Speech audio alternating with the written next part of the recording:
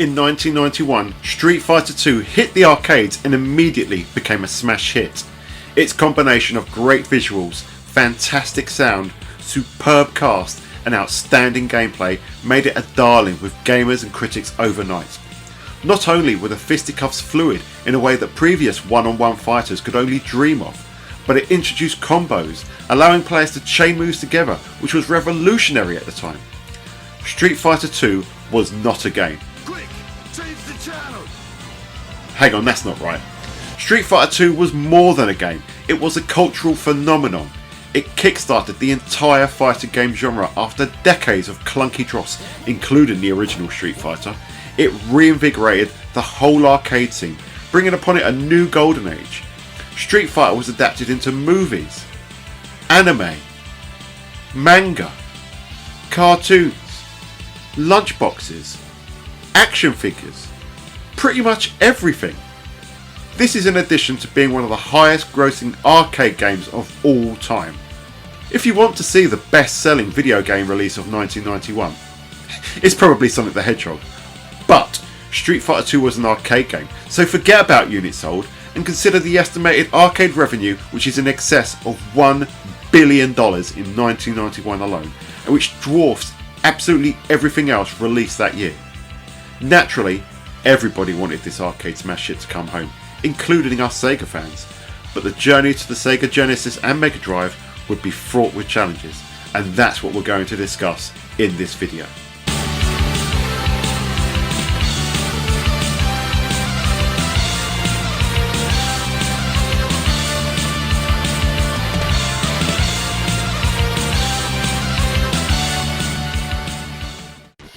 Such a smash hit was Street Fighter II that companies were tripping over themselves for the rights to bring it home. In the end, two video game publishers secured exclusive agreements. One was Nintendo, who signed up Capcom to publish exclusively on their Super Famicom or Super Nintendo.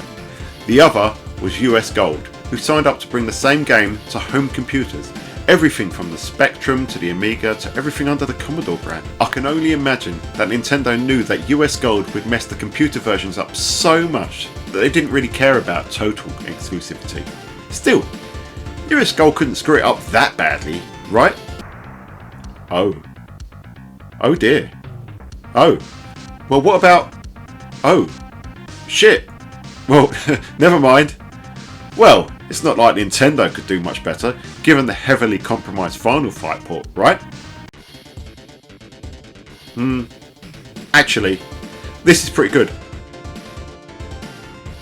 No, scratch that. It's absolutely amazing. Let's be honest. Street Fighter II on the Super Nintendo was a revelation. It was an import copy on a friend's SNES that introduced me to the game, and had it not been for a certain Sonic sequel, there's a small chance that it could have been a SNES and not a Mega Drive making its way into the driver household for Christmas 1992. Much like most Sega fans, I wanted a port of Street Fighter II for my system. I yearned for it. Every time I played it on a friend's Super Nintendo, I'd fall in love with it that little bit more. And despite me slowly getting to grips with the game's mechanics on each visit, there was absolutely no way I could catch up to the level of my Super Nintendo owning chums who could play it whenever they wanted. A port to Sega's console was far from certain. At the time, those pesky Nintendo fans said that only the SNES could handle it, especially given the woeful computer versions. But there was a bigger issue: that exclusive agreement Capcom had with Nintendo. It was the sort of agreement that kept games like Final Fight and UN Squadron off of Sega hardware, and the likes of which had been key to the NES's dominance in the US. And there was another wrinkle: Capcom had never developed a game for a Sega console. Sure, we'd had Strider, Ghouls and Ghosts, but they were developed by Sega under license from Capcom. But all was not lost. Sure, Capcom had never developed for a Sega console, but another dev could step into the breach. And yes, Nintendo had exclusive rights for the console version of Street Fighter II: The World Warrior. But that didn't apply to the latest version of Street Fighter II, the one that let you play as the same fighter and the bosses, Champion Edition.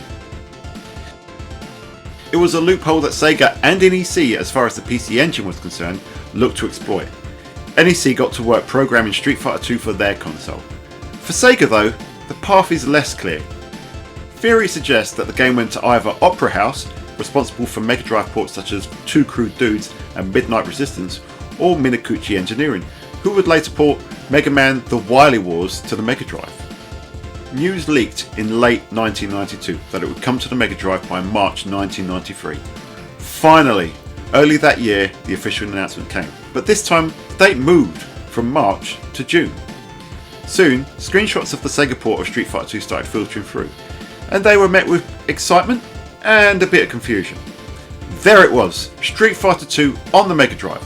On one hand, it looked amazing. The fighters, the bosses, the second colours, it was all there. But it looked a little off. The colours weren't quite right, though that could have just been the way that the pictures were taken. However, that didn't explain the weird looking font or the spelling mistakes, like Branca. Worst of all was the horrendous black border where the life bar sat. The HUD was overlaid over the gameplay in the arcade and SNES versions, whereas on the Mega Drive it looked like another US gold job. I actually played the March 1993 build recently for the channel, and it's certainly off. The core gameplay is sound for the most part, but lots of command normals are missing. Colours are significantly reduced, though the sprites seem larger. The music is pretty poor, though the voices aren't too bad.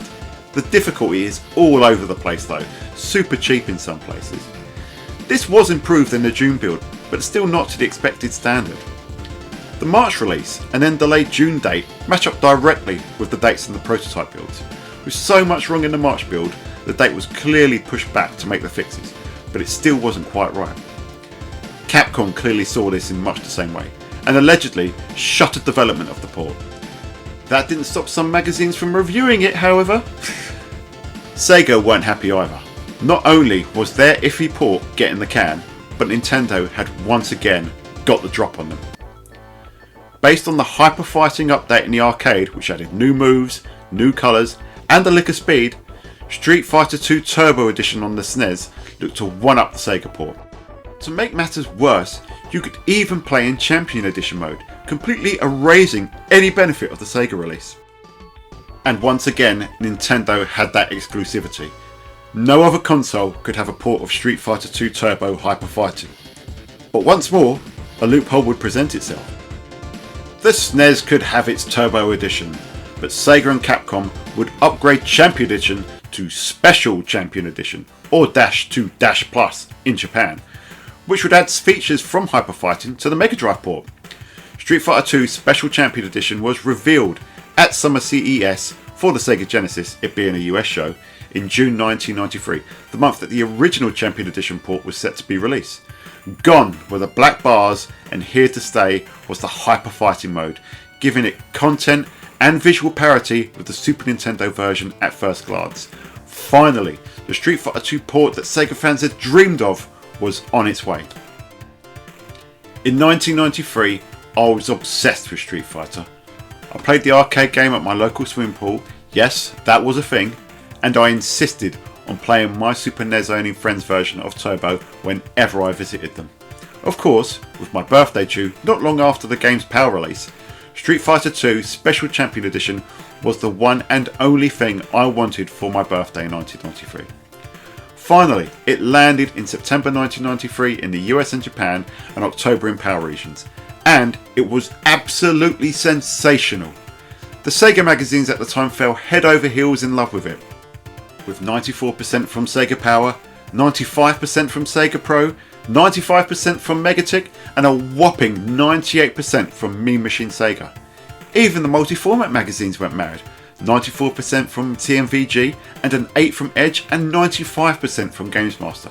Of course, you needed a 6-button controller to get the best out of it, which set you back another £10 or £20 depending whether you went third party, like I did. But what you got was the feeling of the arcade in the home.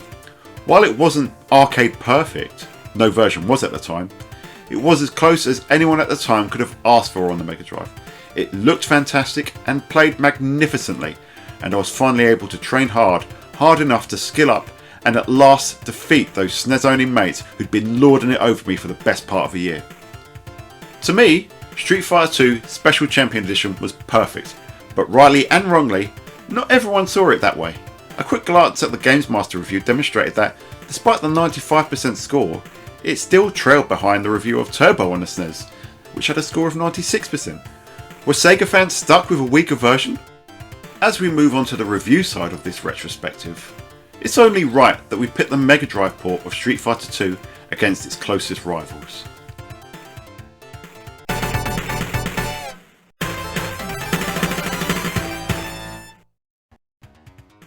Let's address the elephant in the room, shall we? The sound.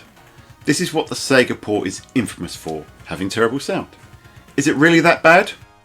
The chief complaint is that the Mega Drive version has terrible voices. So let's compare a few. Hadouken! Hadouken! Hadouken! Hadouken!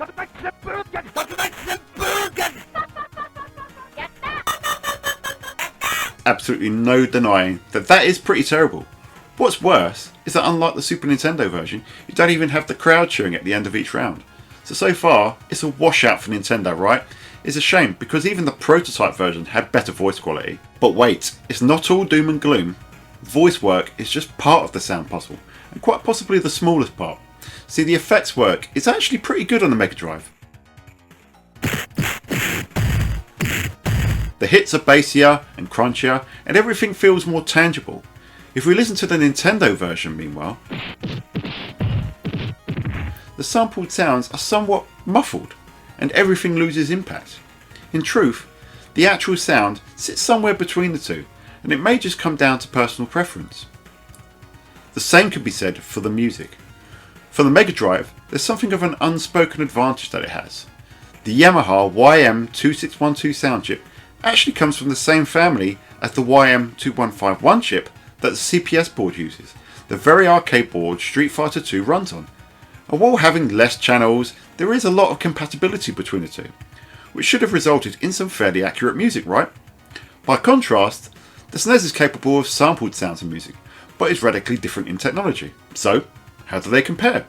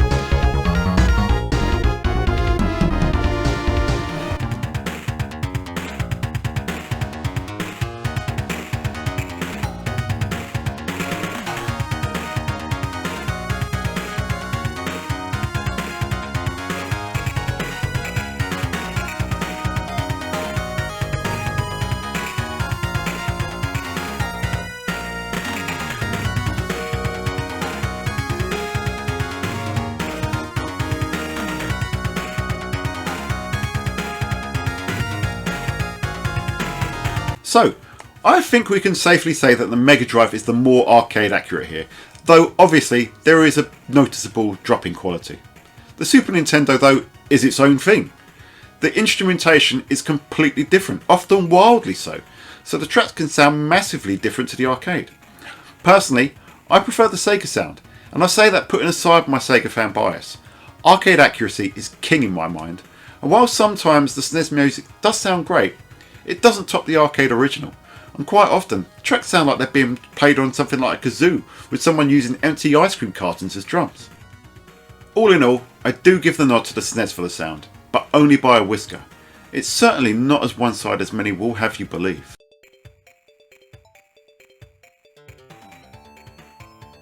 Considering the gulf in hardware, the Mega Drive port looks outstandingly close to the arcade. But how does it compare? Well, I decided to make this a four-way comparison and add in the PC Engine version as well as the Champion Edition prototype. We'll cycle through the stages and then slow it down as we discuss the details. At a higher level, the SNES definitely has a colour advantage, which should have been obvious. The PC Engine port isn't far behind.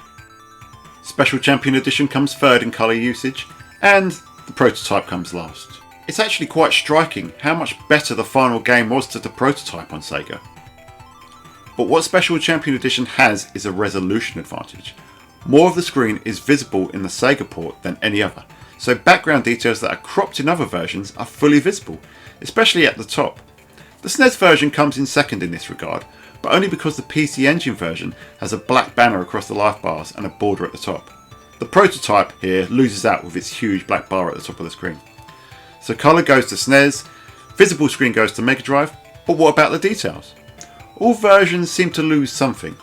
Most notably, the prototype is lacking a number of elements that make the others sing. Whilst the PC Engine port is lacking all the scrolling effects. Blows are traded between the Turbo and Special Championship Edition versions. Sega has the Moon in Ryu stage, while Nintendo has Honda's Left Lantern and also the Moving Clouds in Blanca stage. But Sega has additional NPCs in Gull stage and a Capcom sign that changes colour in Balrogs, despite the dancers in the SNES port having different coloured bikinis like the arcade. Overall, once again, it's extremely close.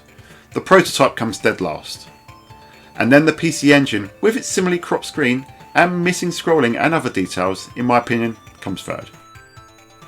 But this is a battle between SNES and Mega Drive, between Super Nintendo and Sega Genesis. And let's be honest, I can't call it. The SNES has more colour, but often looks softer, while the Mega Drive has more resolution, but looks harsher, and neither has a distinct advantage in the background details. I saw some people claim that the Sega version has more bikes in the background of Chun-Li stage, but honestly, I can't see an advantage there. We also have to factor things like the fully animated and uncensored continue portraits in the Sega Mega Drive version as well. There's also the fully animated intro just like the arcade. And when we factor those in, the colour benefit to the SNES slowly erodes, so we'll call this one a tie.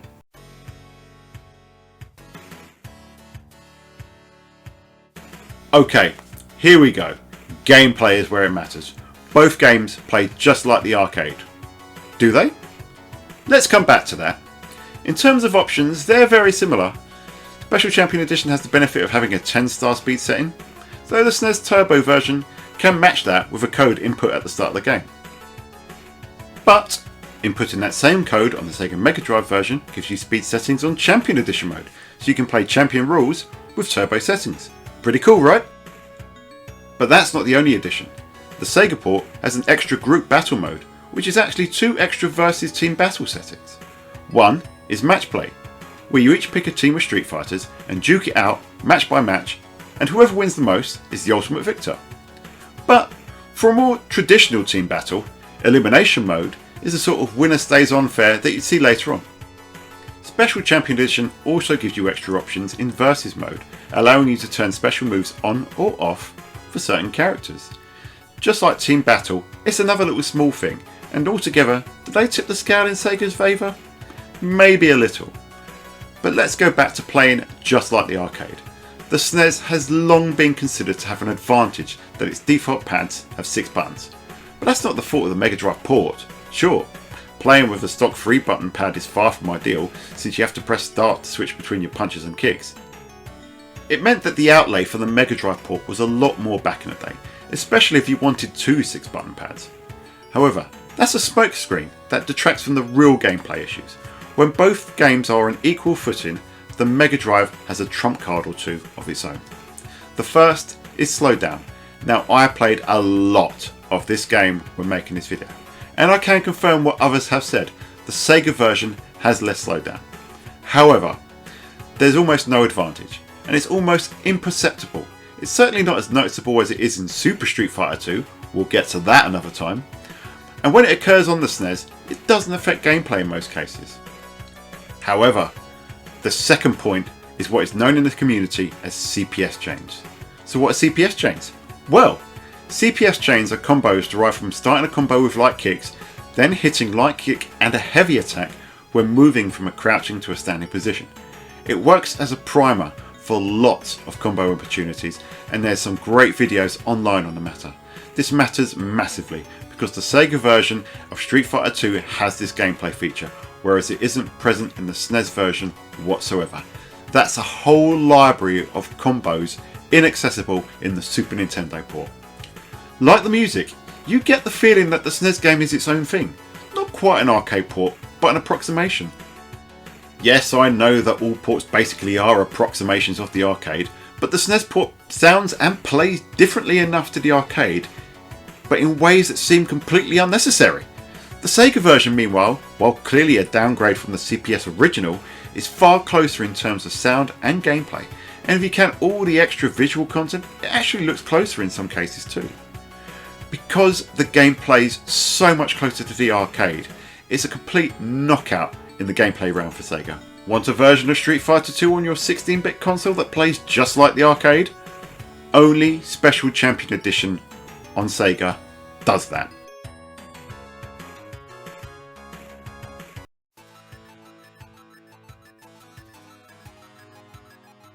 So, it's a win for the Sega Mega Drive or Genesis version. Yes, this is the Sega guys, so you may think there's some bias involved here. But honestly, I played and loved both versions while growing up. And while I have fond memories of the Super Nintendo version, it does have some glaring arcade inaccuracies that others do seem to gloss over. The Sega version, meanwhile, is as close to the arcade as you could get on a console in 1993. And despite some issues with the sound and colour, it's a startlingly arcade accurate experience. I own, love and regularly play all the 16-bit versions, and while the ability to play arcade perfect versions does exist, there's still a charm in playing these ports that I simply cannot resist. At the end of the day, your preferred version comes down to what you're looking for. Do you want a clean, polished, great looking and uniquely sounding version of Street Fighter 2? Either of the Super Nintendo versions will suit you well. If you want arcade accuracy though, the Sega Mega Drive or Genesis port is the most arcade accurate in terms of gameplay and sound. It's an absolute triumph of a port onto hardware that was 5 years old at the time. For me, it's one of the greatest games to grace not only the Mega Drive, but the fighting genre and 16-bit gaming in general. It took 18 months from the Super Nintendo release of World Warrior for Special Champion Edition to arrive on the Genesis. And despite the wait, I was not disappointed. Unfortunately, Street Fighter 2 on the Mega Drive launched in the same window as a certain Mortal Kombat game, and Midway's own blood code toting, gore-filled mega hit sold over twice as many copies at retail. But ill timing aside, Special Champion Edition still managed to sell a significant 1.6 million copies, making it one of the top 10 highest selling games on the Sega Mega Drive. The legacy of Street Fighter 2 Special Champion Edition is even greater though. It was the final breakthrough needed to break the monopoly Nintendo had over Japanese publishers. Following Konami's Turtles game the year before, Capcom was one of the biggest companies remaining. Not only that, but it solidified a long-standing partnership between Capcom and Sega. After developing their first game for Sega hardware, Capcom would continue to develop for Sega systems and would furnish the Saturn and Dreamcast with some of the finest titles on those systems, while Sega themselves would support Capcom with hardware from the Naomi arcade board and to a lesser extent the STV arcade board to the 4MB RAM cart. And this was just the beginning of Street Fighter's journey with Sega. It was a combination made in heaven, and I hope you stay tuned to the Sega guys for future chapters. If you've made it to the end, thank you so much for watching. Remember to like, comment and subscribe for more Sega Guys content, including more episodes of the Sega Guys Fight, the Sega Guys Race, retrospectives, shorts, gameplay videos and our fortnightly podcast. You can catch myself on Twitter at swooper_D. You can catch my podcast partner, the Segaholic, the other half of the Sega Guys, at the Segaholic on Twitter. You can catch the account at Sega Guys. But until next time, this has been Dan, the Mega Driver of the Sega Guys, and we will see you on the Sega side.